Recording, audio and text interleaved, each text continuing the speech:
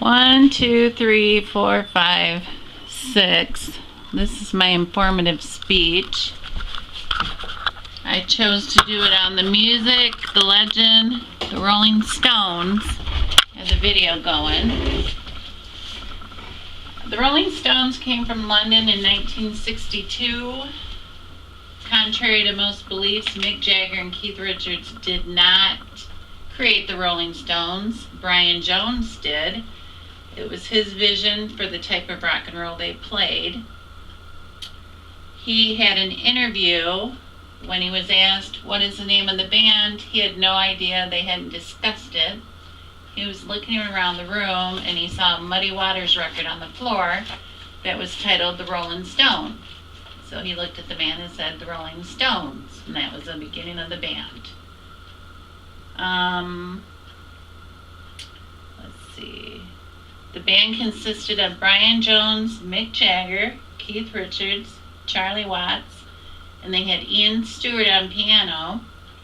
Ian Stewart quit in 1963. Brian Jones left in 1969 and soon died of a drug overdose and was found dead in a swimming pool. In 1965, they appeared on the Ed Sullivan Show, and Ed Sullivan denied them from ever coming back because of all the chaos and pandemonium them appearing caused. They were known for long hair, rebellious, the bad boys opposite of the Beatles. They were a major role in a part of rock and roll with the bluesy feel.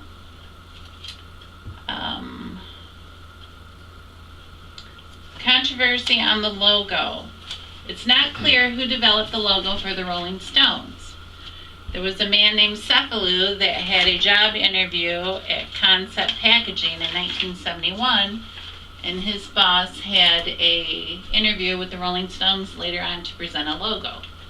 He didn't have any idea in mind. Cephalou had given him a drawing of a mouth earlier, and he told him, go upstairs, get that mouth and put a tongue on it, bring it down and let me see what it looks like.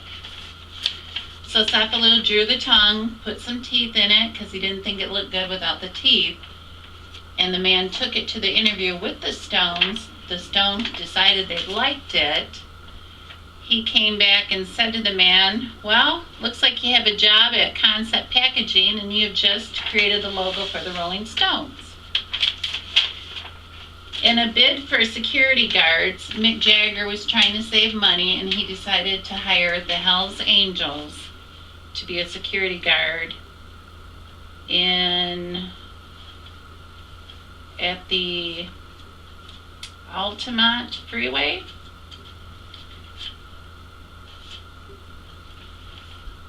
I forgot where it was. He hired him to be the security guards at the Altamont Freeway concert shortly after Brian Jones' death. The reason was they worked for beer and they worked for the free concert. The Hells Angels proceeded to beat up the crowd, proceeded to kill Meredith Hunter for having a weapon on him. Jagger was said to be devastated and he had no more comments on the situation. It was the worst choice the Rolling Stones had ever made. Their first nationwide #1 song was Satisfaction in 1965. In February of 1986, they won a Grammy for Life Achievement Award. In 1989, they were inducted in the Rock and Roll Hall of Fame. They were the first band to ever broadcast on the internet. They had a concert on November 18th, 1994, using a site called M-Bone. They have 29 studio albums, 18 live albums, many other compilations.